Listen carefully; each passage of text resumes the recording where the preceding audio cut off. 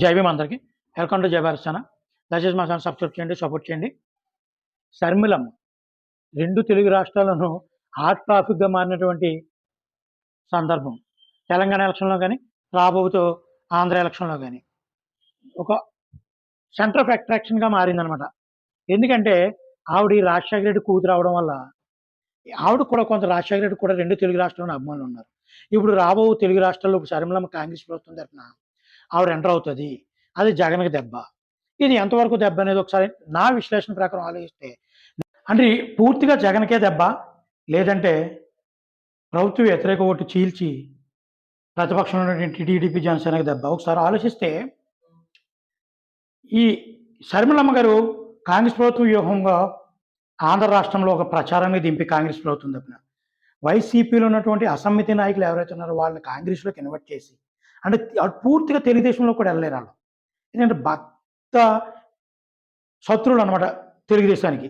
అటువంటి నాయకత్వంలో ఉన్నటువంటి కొంతమంది నాయకులు కాంగ్రెస్ అంటే ఇష్టముండి, కాంగ్రెస్ ఇక్కడ లేకపోవడంతో వైసీపీలోకి వెళ్ళినటువంటి నాయకులు టీడీపీలోకి రాలేక కొంతమంది టీడీపీలోకి వచ్చిన టీడీపీ జాయిన్ చేసుకునే పరిస్థితి లేకపోవడంతో వాళ్ళు పక్కదారులు చూడడం జరిగిందనమాట.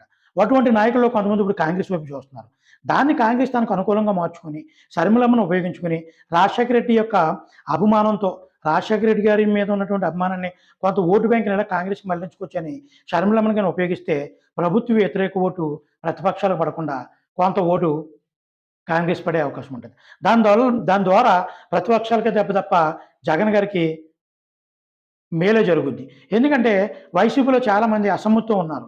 టిక్కెట్లు రాక, ప్రభుత్వం సరిగ్గా చేయలేదనో, కొన్ని కారణాలతో వైసీపీలో కూడా కొంతమంది వైసీపీ బాగా అభిమానులు కాకుండా, వైసీపీ న్యూట్రల్ అభిమానులు కొంతమంది ఇటు టీడీపీకి కొంతమంది ఏసినప్పటికీ, కొంతమంది ఏయలేక, న్యూట్రల్ ఉన్నటువంటి వ్యక్తులు కాంగ్రెస్ వైపు మళ్ళే అవకాశాలుంటాయి.